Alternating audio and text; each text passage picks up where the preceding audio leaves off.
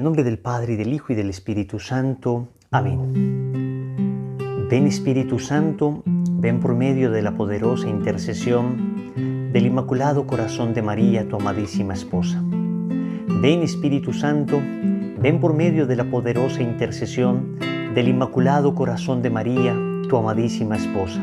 Ven Espíritu Santo, ven por medio de la poderosa intercesión del Inmaculado Corazón de María, tu amadísima esposa.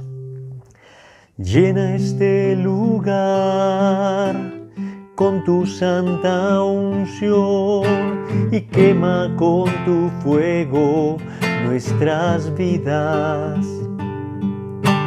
Llena este lugar con tu santa unción y quema con tu fuego nuestras vidas. Espíritu Santo, te necesitamos. Espíritu Santo, queremos más de ti. Espíritu Santo, te necesitamos. Espíritu Santo, queremos más de ti.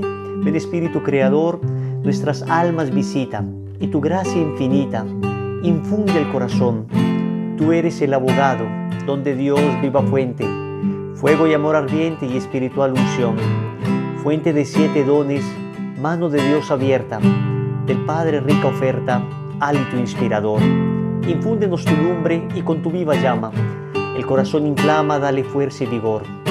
Aleja al enemigo, danos paz y victoria, guíanos a la gloria, divino defensor. Obténnos conocerte, Espíritu Divino, vivir en ti, Dios Trino, y disfrutar de tu amor. Amén. Espíritu Santo, te necesitamos. Espíritu Santo, queremos más de ti.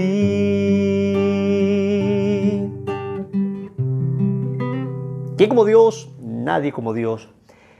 Me encontré con Jesús, ahora que sigue.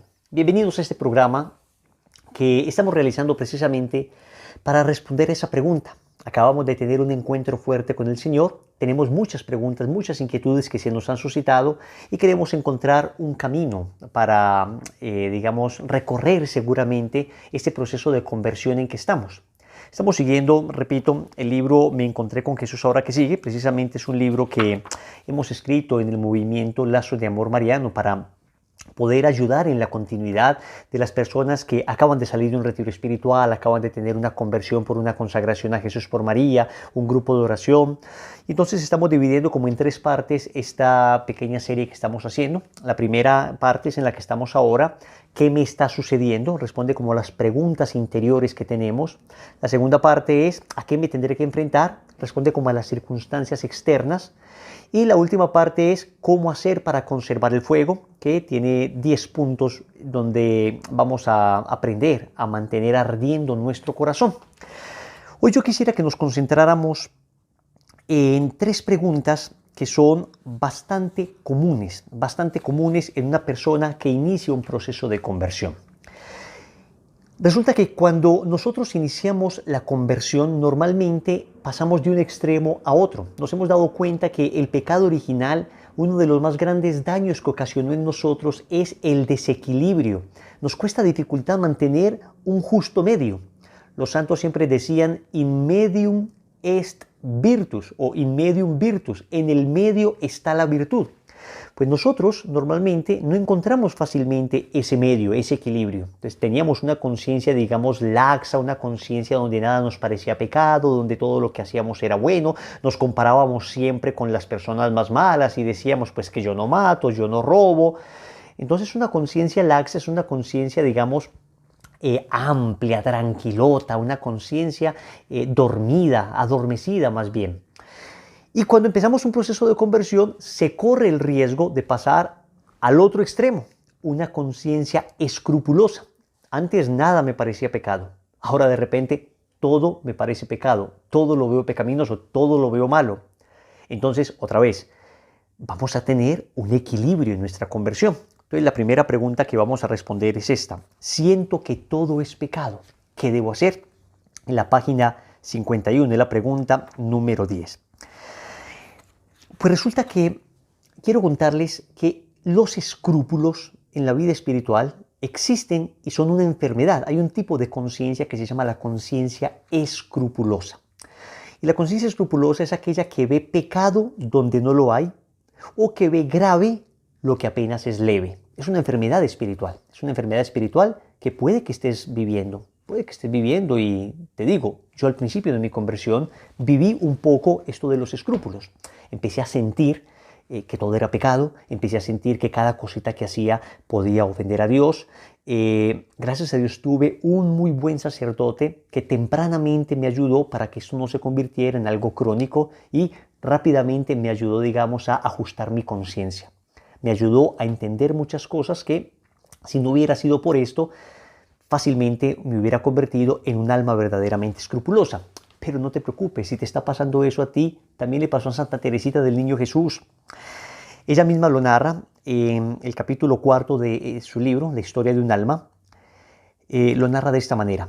Durante el retiro para la segunda comunión me vi asaltada por la terrible enfermedad de los escrúpulos.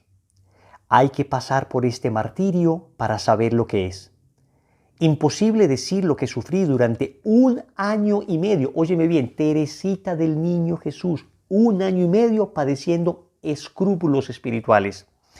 Todos mis pensamientos y mis acciones, aún los más sencillos, se me convertían en motivo de turbación. Entonces, muchas veces esto se debe también a temperamentos muy proclives a los escrúpulos. Los temperamentos, sobre todo, más pasivos, fundamentalmente el temperamento melancólico o temperamento nervioso, es muy susceptible a los escrúpulos. Recuerden que en la consagración estuvimos estudiando el tema de los temperamentos. Entonces, las personas que son melancólicas son personas que cavilan mucho, que piensan mucho. Entonces normalmente los pensamientos de ellos son perplejos, porque por una parte dicen, bueno, esto será que es pecado, bueno, pareciera que no fuera pecado, pero donde sí fuera pecado. Entonces en sus reflexiones casi siempre quedan en tablas, tienen argumentos a favor de que esto que dice es pecado y argumentos en contra de que esto que dice definitivamente no es pecado, pero finalmente como que se enfrentan los dos pensamientos y quedan ahí como en una incertidumbre, es lo que se llama una conciencia perpleja también, una conciencia como incierta, quedan así, de repente no sé qué hacer, muchas veces inspirados también por un recto amor a Dios. Quiero agradarte de tal manera, Señor, que no te quiero ofender ni en lo más mínimo. Los escrupulosos no necesariamente lo son porque tengan temor a condenarse. Claro, hay escrúpulos del que siente que todo es pecado y me voy a condenar por esto. Pero también hay escrúpulos de aquel que dice, es que amo tanto a Dios que no lo quiero ofender ni en lo más mínimo. Y también se puede llegar a una falta de conciencia, a una falta de discreción al momento de juzgar un acto moral. Aquí lo que te quiero decir es que primero debes tener una recta formación moral. Debes tener una recta formación moral. Debes saber con claridad qué es pecado y qué no es pecado. Y para eso debes saber que para que se cometa pecado se requiere materia pecaminosa, puede ser grave o leve, si es pecado mortal o pecado venial. Es decir, se debe faltar contra un mandamiento objetivo de la ley de Dios. Debe haber pleno conocimiento. Yo debo saber que esto que voy a hacer es pecado. Si yo no sé que esto que voy a hacer es pecado, la ignorancia, es lo que se llama una ignorancia, digamos, invencible, o sea, una ignorancia. Yo es que francamente no tenía la menor idea, por ejemplo, que comer carne un viernes de Cuaresma era una cosa pecaminosa, o un miércoles de ceniza, porque estoy faltando pues a un mandamiento de la Madre Iglesia que me pide mortificarme. Yo tenía la más completa ignorancia, y es que el círculo en que me movía, pues nadie lo sabía. Y es posible, hoy estamos ante una época tan descristianizada, una sociedad tan falta de fe, que ya es posible que en el ambiente que me mueva no lo sepa. Entonces me faltaba el conocimiento. Al no tener el conocimiento no pequé, por lo menos no pequé mortalmente. Incluso en ocasiones no se peca ni siquiera venialmente, porque es que me faltaba el conocimiento. Y lo otro es, debo tener entero consentimiento. Yo debo estar sabiendo que eso es pecado, lo quiero hacer. Voy, por ejemplo, para la misa dominical, pero de repente hay un accidente y esa persona hay que llevarla al hospital porque se va a desangrar ahí. Pues entonces no llego a la misa. ¿Qué hago? Pues me voy a llevar a esta persona al hospital y pequé porque no fui a misa. Yo sabía que era obligatorio ir a misa el domingo, que era un precepto, pues por amor a Dios. Yo sabía, lo tenía perfectamente claro, pero no quería faltar a la misa. Lo que pasa es que ocurrió un acontecimiento que hizo que mi voluntad, digamos, pues se inclinara a ayudar a esta persona, pues que es una obra de caridad y está muy bien, se debe ayudar a esta persona, por eso no se peca en absoluto en este caso. A lo que me refiero es que hay que tratar de formar muy bien la conciencia. Y para eso es muy importante tener un docto y sabio director espiritual, un muy buen confesor. Cuando una persona sufre de escrúpulos, lo importante es que esta persona se deje guiar adecuadamente por un sacerdote, ojalá idealmente un sacerdote que además le puede confesar, bien formado en doctrina moral, ¿no? Que sea una persona pues muy ajustada a la doctrina de la iglesia, para que no tengamos después duda de que donde el padre de pronto no sepa esto, donde esto sí sea pecado y al padre no le parezca. No, hay que pedirle al Señor un buen confesor. Miren, para esto les recomiendo, hay unos sacerdotes que a veces uno dice, ay, este padre tan viejito y este padre pues que no se le entiende mucho en la predicación. Cosa curiosa, normalmente estos padres ancianitos son excelentes confesores y son experimentadísimos y tienen una doctrina, digo normalmente, habrá excepciones, pero tienen una doctrina supremamente recta. Entonces, en esto quiero que sepas que la iglesia nos tiende sus manos bondadosas para que no caigamos en esto de los escrúpulos. Entonces, siento que todo es pecado. Lo primero que puede pasar es que seas una persona escrupulosa. Pero también puede suceder que efectivamente el ambiente en que te movías era un ambiente de tanto pecado que pues todo bordón de camino es pecaminoso. Entonces uno ¿qué hace? Empieza uno a cambiar de ambientes. Hay un proceso de cambio de ambientes en la conversión. Digo, incluso en un mismo ambiente hay como pequeños átomos, se atomizan los ambientes también, digamos en el colegio, en la universidad, en mi trabajo. Hay gente más sana, hay gente menos sana, hay gente más cristiana, hay gente menos cristiana, hay gente mucho más mundana, otros menos mundanos. Entonces de repente yo estoy siempre con los mundanos y entonces claro, todos los chistes son morbosos, todos los comentarios son irónicos y pues, entonces yo me doy cuenta que efectivamente faltamos mucho a la caridad. Entonces uno lo que hace es empezar a corregir los ambientes, ¿no? Entonces cuidado, que también uno puede estar en un ambiente que de suyo sea un ambiente muy malsano y uno puede decir, no, es que yo soy muy escrupuloso. Tampoco seamos tan exagerados. Este chistecito de doble sentido, este otro que se está burlando de aquel, este otro que dice mentira y que roba, pero eso es lo normal. No. Por una parte, cuidado con los escrúpulos, pero por otra parte también hay que cuidar los ambientes en que nos movemos, Finalmente es muy importante, en este punto, muy importante, evitar el fariseísmo. Y evitar el fariseísmo es que empiece yo a ver que todo es pecado, pero no solo en mí, sino en todos. Entonces empiezo a acusar a todo el mundo como pecador. Entonces me parece que todo es pecado, no solamente en lo que yo hago, sino en lo que todo el mundo hace. Y empiezo a decir, usted es un pecador, lo que usted está haciendo es malo. Y así pues no vas a lograr que nadie se acerque a Dios, hermano. Es que a base de juicios, críticas, acusaciones, nadie se convierte. Nadie. No conozco al primero que a base de críticas, a base de juicios, a base de sentencias, se haya convertido. A base de acusaciones y de condenaciones se haya convertido. No. Primero preocupémonos por nosotros, por formarnos rectamente, por cuidar los ambientes en que estamos y por ser un verdadero testimonio de vida.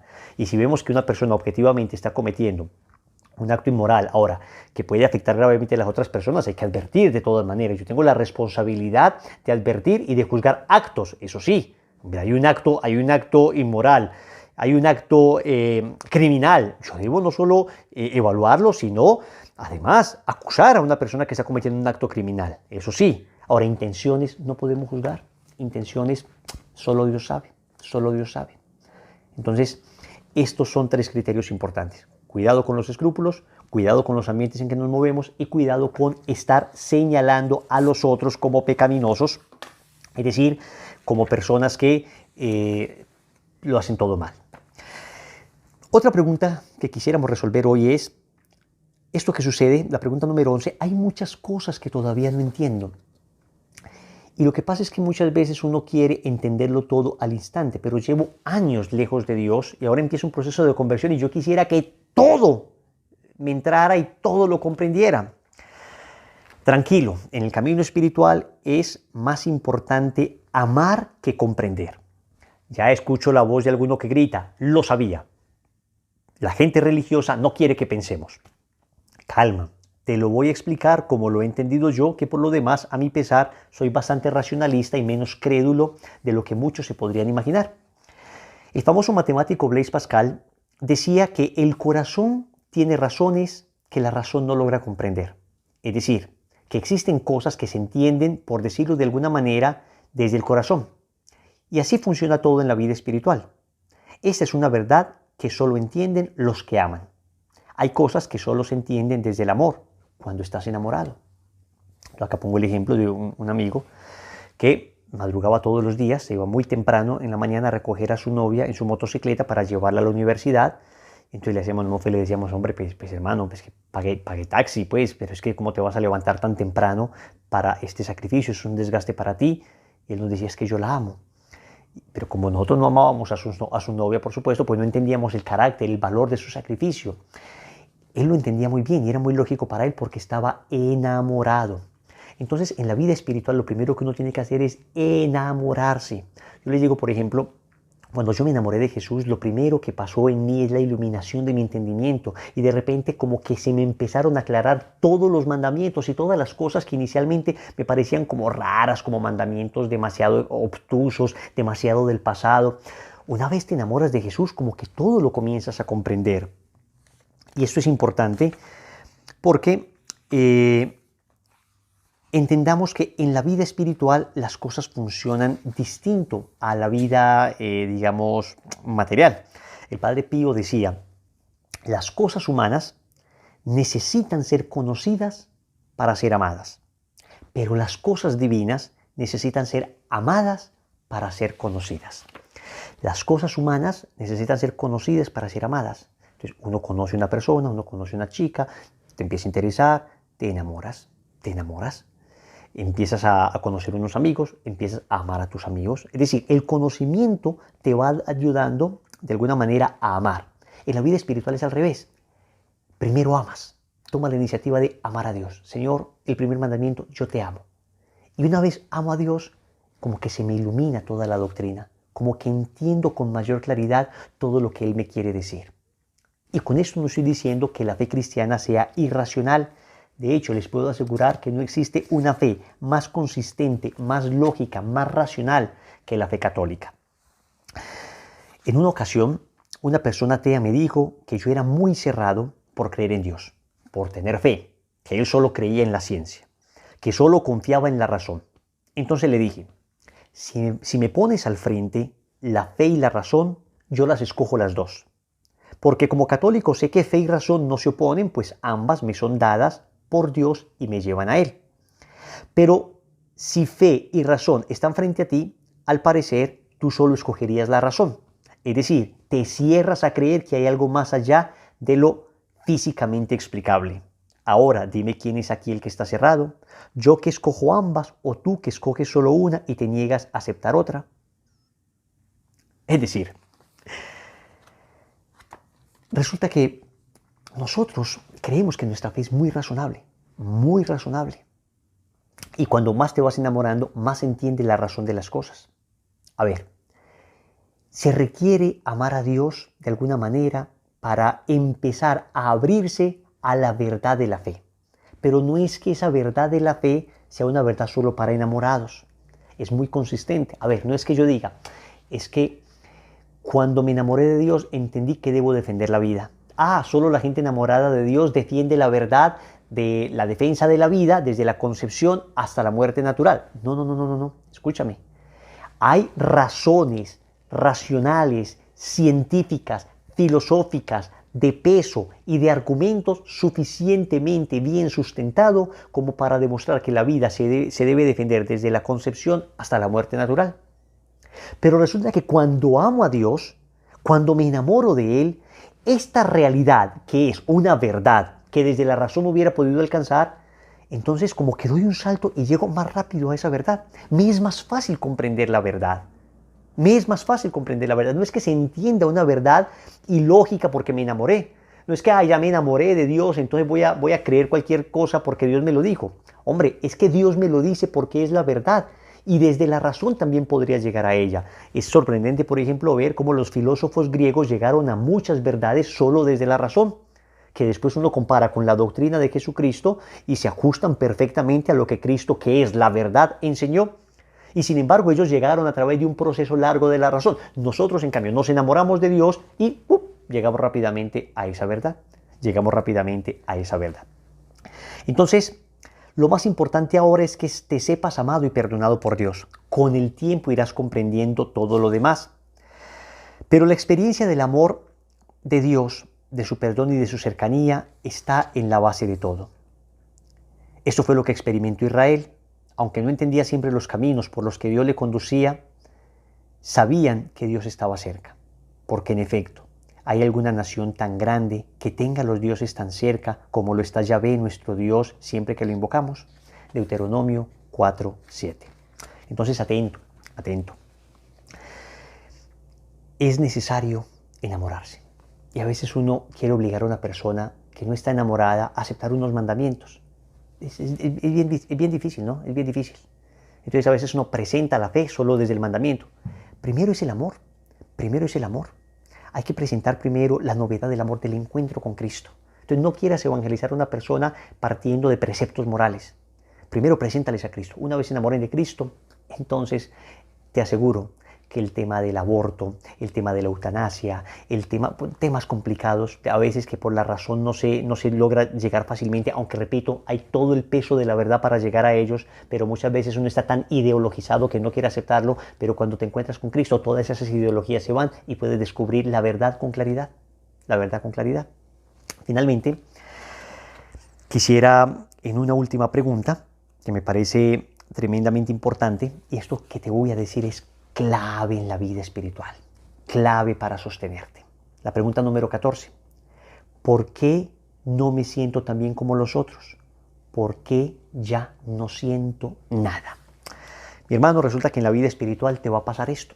Te va a suceder, si no es que ya te sucedió.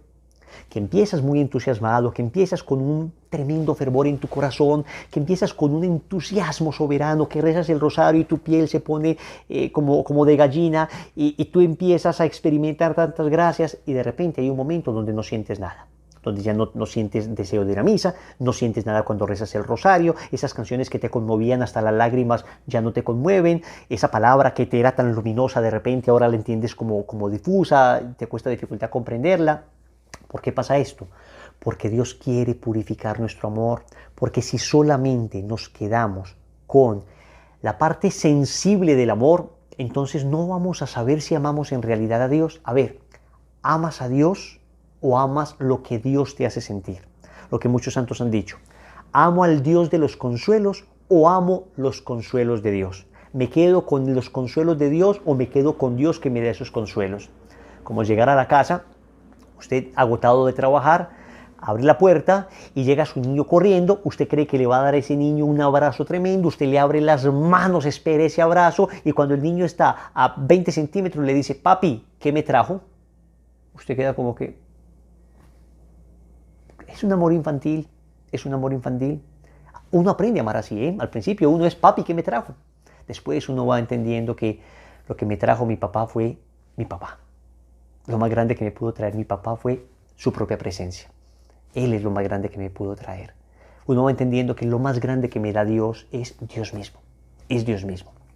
Entonces, cuidado, que acá hay que discernir muy bien lo del sentimiento. Cuando sientas, maravilloso. Ama y sigue en tu camino. Y cuando no sientas, maravilloso. Ama y sigue tu camino. No vas a dejar tus buenos propósitos porque dejaste de sentir, porque en el momento en que dejamos de sentir le estamos diciendo a Dios, Señor, antes experimentaba cosas muy lindas y estaba en esta misa y rezaba el rosario, pero ahora no experimento nada de eso y sin embargo sigo acá. ¿Sabes por qué? Porque te amo a ti, porque tú eres el amor de mi vida, porque aunque no sienta en este momento nada de esas experiencias sensibles, ahora lo que tengo es una profunda convicción de que te amo. Wilson, pero eso sería una hipocresía y si no siento nada, ¿cómo es que voy a hacer algo? Atento. También es un error frecuente creer que sentir algo es lo mismo que querer algo. Hay cosas que sentimos y no queremos. Por el contrario, hay cosas que queremos y no sentimos. Cuando una persona tiene su conciencia bien formada, se encontrará frecuentemente con cosas que siente deseo de hacer, pero no quiere hacer. Muchas tentaciones van directamente al sentimiento. Se te propone algo apetecible, algo que te haría sentir muy bien, y sin embargo lo rechazas porque no la quieres, debido a que lo que se te propone tan apetitoso no es la voluntad de Dios. Entonces, si sentir es lo mismo que querer, pues entonces cada que sentamos una tentación pecamos, porque significa que querría yo eso. A ver, piense usted, por ejemplo, en una tentación de ira. De repente usted siente la ira, entonces ya pecó. No, porque usted no ha querido consentir esa ira. Sentir no es consentir, sentir no es querer. Usted puede sentir algo y rechazarlo y decir, no, esta ira que tengo, yo la rechazo, no la quiero. En sentido opuesto, te levantas un día y no sientes deseo de orar, de ir a misa, de cumplir con aquella práctica, de hacer lo que habías prometido al Señor, pero quieres hacerlo. Por encima de tus sentimientos sabes qué es lo que te conviene, lo que te hará bien, pero sobre todo sabes qué es lo que Dios quiere, y si Él lo quiere, tú lo quieres. Aunque lloren tus sentimientos, el hacer el bien, aunque no se sienta, no es hipocresía, sino grandeza. Hipocresía sería no sentirlo ni quererlo y aún así hacerlo para quedar bien con alguien. Pero en este caso, si lo quieres hacer, aunque no haya el más leve movimiento de tu sensibilidad, si lo quieres hacer, es lo correcto. Lo que sucede es que has identificado con claridad que no sentir algo no significa que no quieras hacerlo. Entonces, cuidado. Esto es un combate. Hay que lucharla. Y cuando venga la tentación de que no siento nada, entonces no voy a hacerlo, cuidado. Es el momento de luchar sin temor. Es el momento de combatir. Es el momento de tener una voluntad férrea. Es el momento de perseverar. Así que vamos a decirle al Señor a través de la Santísima Virgen María que le entregamos nuestro corazón y que vamos a luchar en este ejército suyo. Y la lucha es para valientes. Te entrego mi corazón, a ti yo todo te doy, estoy dispuesto a pelear, pero acompáñame, mamá, aunque todo tenga que dejar, aunque amigos deba abandonar, yo no voy a volver atrás, pero acompáñame, mamá.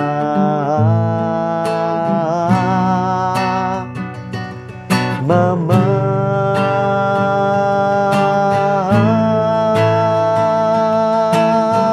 lucharé sin temor, pelearé con valor, dispuesto a la batalla, pues contigo a mi lado seré más que un soldado, combatiré en el ejército de Dios.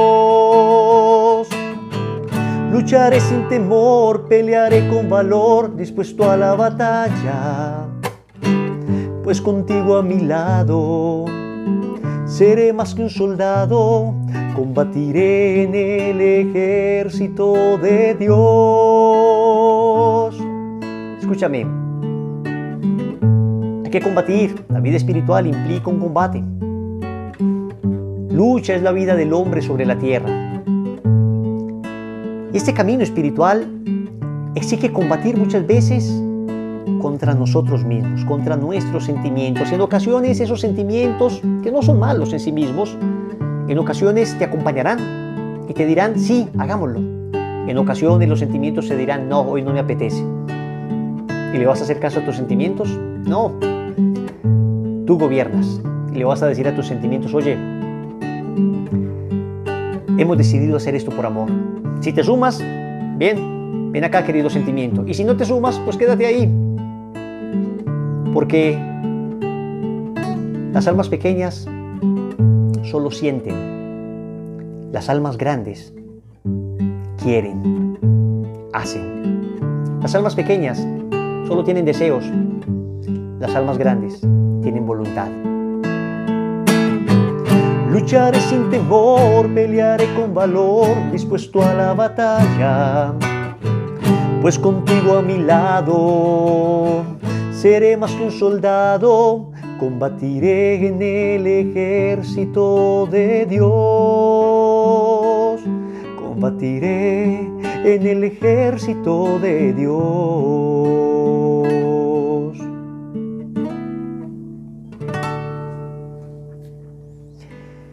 ¿Quién como Dios? Nadie como Dios. Un abrazo para todos. Vamos terminando ya este primer bloque. Prepárense, que lo que viene es todavía más emocionante.